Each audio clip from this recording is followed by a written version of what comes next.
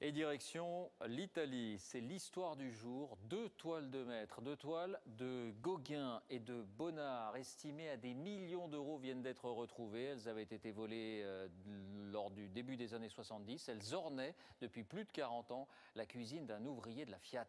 Renaud Bernard, Giona Messina. Des applaudissements pour saluer la prouesse des enquêteurs italiens. Fruits sur une table de Paul Gauguin.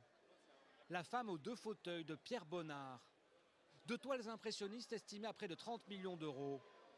Volées en 1970 chez les héritiers d'une chaîne de grands magasins à Londres, les carabiniers italiens racontent qu'elles étaient accrochées depuis 40 ans au mur de la cuisine d'un ouvrier de Fiat.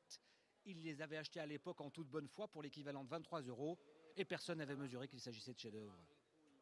Les toiles avaient été abandonnées dans un wagon des chemins de fer.